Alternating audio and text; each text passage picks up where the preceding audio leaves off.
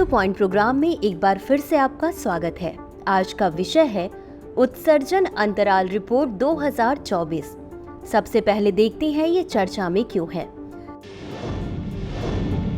संयुक्त राष्ट्र पर्यावरण कार्यक्रम यानी UNEP की उत्सर्जन अंतराल रिपोर्ट 2024 चेतावनी देती है कि 2023 में वैश्विक तापमान वृद्धि को 1.5 डिग्री सेल्सियस तक सीमित करने में कोई प्रगति नहीं हुई है।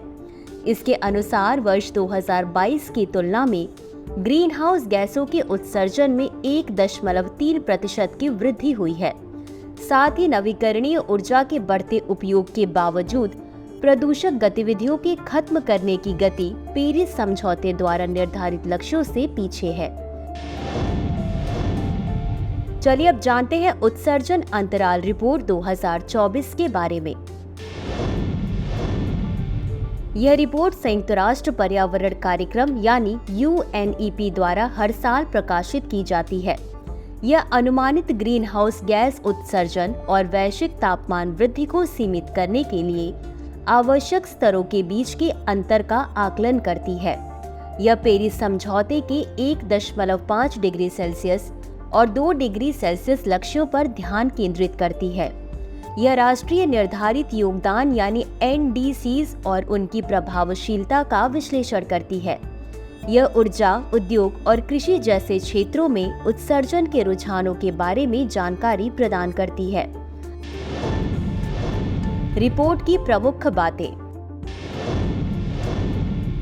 वर्ष 2023 में वैश्विक ग्रीन हाउस गैसों के उत्सर्जन में 1.3% की वृद्धि हुई, जो 57.1 गीगाटन CO2 वार्मिंग समतुल्य तक पहुंच गई। 2 डिग्री सेल्सियस लक्ष्य के लिए उत्सर्जन अंतर 2030 तक 16 GT CO2e है, जबकि 1.5 डिग्री सेल्सियस लक्ष्य के लिए यह 24 GT CO2e है। यदि कंडीशनल और अनकंडीशनल NDCs को पूरी तरह से लागू किया जाता है तो वे वर्ष 2030 तक क्रमशः केवल 4% और 10% उत्सर्जन में कमी करेंगे। वर्ष 2030 तक 2 डिग्री सेल्सियस मार्ग के लिए 28% की कमी और 1.5 डिग्री सेल्सियस लक्ष्य के लिए 42% की कमी आवश्यक है। वर्ष 2030 तक सौर और पवन ऊर्जा उत्सर्जन में कमी के 27% का योगदान दे सकती है। वनों की कटाई में कमी और वन प्रबंधन संभावित कमी में 20% का योगदान करते हैं। चलिए अब देखते हैं इससे जुड़ी प्रमुख सिफारिशों के बारे में। देशों को सभी ग्रीन हाउस गैसों को शामिल करते हुए अधिक महत्वाकांक्षी NDCs अपनाने की आवश्यकता है, केवल कार्बन डाइऑक्साइड नहीं। विकासशील देशों के लिए उनके जलवायु लक्ष्यों को पूरा करने के लिए अंतर्राष्ट्रीय वित्तीय समर्थन महत्वपूर्ण है। जलवायु वित्त को बढ़ाने के लिए वैश्विक वित्तीय प्रणाली में तात्कालिक सुधार आवश्यक है। इस अंतर को बंद करने के लिए उत्सर्जन शमन के लिए निवेश में 6 गुना वृद्धि की आवश्यकता है। नवीकरणीय ऊर्जा, विशेष रूप से सौर और पवन ऊर्जा को प्राथमिकता दी जानी चाहिए। वनों की कटाई से उत्सर्जन को कम करने के लिए अधिक मजबूत वन प्रबंधन रणनीतियों को लागू किया जाना चाहिए। वर्ष 2024 COP29 शिखर सम्मेलन में नेताओं को जलवायु कार्यवाही में तेजी लानी चाहिए, विशेषकर विकसित देशों को अधिक जिम्मेदारी निभानी चाहिए। ऐसे में देखते हैं आगे की राह।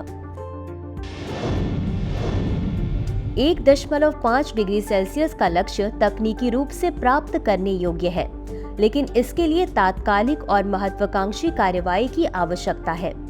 UNEP रिपोर्ट ने उत्सर्जन अंतर को कम करने के लिए नवीकरणीय ऊर्जा निवेश को तुरंत बढ़ाने, जलवायु वित्त में सुधार करने और अधिक सख्त राष्ट्रीय जलवायु नीतियों को अपनाने की अपील की है। अंत में देखते हैं आज के अभ्यास प्रश्न को। उत्सर्जन अंतराल रिपोर्ट 2024 के बारे में निम्नलिखित कथनों पर विचार करें। 1. यह विश्व आर्थिक मंच द्वारा वार्षिक रूप से प्रकाशित की जाती है। 2 डिग्री सेल्सियस मार्ग को पूरा करने के लिए 2030 तक उत्सर्जन में 28% की कमी की आवश्यकता है। उपरोक्त में से कौन सा कथन सही है या सही है? ए केवल 1, बी केवल 2, सी 1 और 2 दोनों, डी न तो 1 और न ही 2? इस प्रश्न का उत्तर कमेंट बॉक्स में जरूर दें। आज के लिए बस इतना ही। धन्यवाद।